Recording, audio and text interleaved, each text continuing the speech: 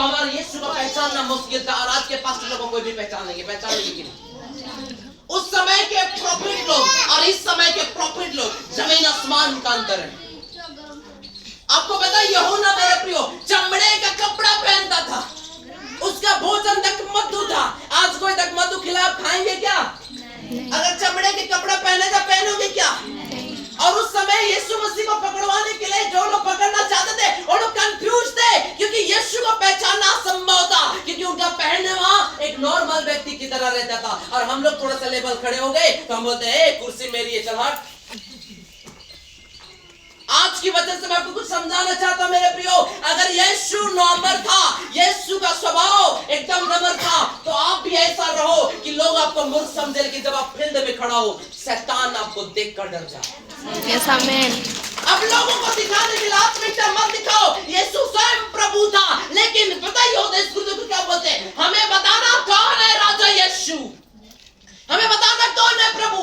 जब यहूदा स्पिरिट उनके साथ चलता है गतसमनी बगीचे में, जब यीशु सुनो बहुत अच्छा वचन प्रीच किया ब्रदर ने, बहुत अच्छा। उस वचन को अगर आप डीप में लेके जाओगे ना, आपका किडनी फेफड़ा सब हिल जाएगा। इस वजह अपने चेलों को लेके जाकर कहता है तुम लोग ये कहना जब तक मैं प्रार्थना करके ना आऊं। हम देख पाते हैं चेले सो रहते हैं, लेकिन इस वजह बोला ए जागो ना, प्रेयर करो, अभी आपको और मुझे जागने की समय है। क्योंकि पहला बार यीशु हम पापियों को बचाने के लिए आया था और उसने अपने आप को दे दिया, मुर्दों में से जी उठा। लेकिन सेकंड बार पापियों के लिए नहीं आएगा, विश्वास योग्य के लिए आएगा। इसलिए आपको विश्वासी नहीं विश्वास योग्य बनना है। Hallelujah hallelujah. जब यहूदा स्पिरिट के साथ जाता है तो उससे पहले मैं कुछ बताना चाहता हूँ कि जब वो प्रार्थना कर रहा था, जब प्रार्थना करके तो वापस आता है तो चेलों को देखता है सोते हुए, उठा के जाता है, बोलता है प्रार्थना करना कि तुम पे परीक्षा नहीं। फिर सेकंड बार चला जाता है, सेकंड बार भी लौट के आता है तो देखता है तीनों चेले सो रहे हैं। तीसरी बार आकर कहता है अब तुम सोते रहो, क्योंकि आप मनुष्य का पुत्र को पकड़वाने के लिए लोग आ रहे हैं।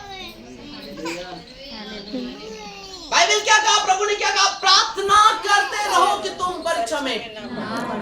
क्या हम परमेश्वर को जरूरत के लिए मानते हैं या हम दिल से राजा अपना मानते हैं?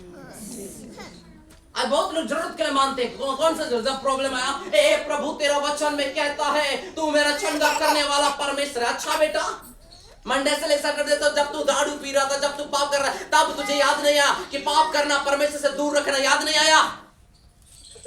यही तो शैतान चाहता है कि तुम्हारा आत्मिकता जीवन को आदम की वाटिका में जब परमेश्वर ने आदम और हवा को रखा तो शैतान क्यों उन दोनों को भटकाना चाहा? क्योंकि शैतान को बर्दाश्त नहीं होता है कि आपका और परमेश्वर का मिलन बहुत अच्छा से हो।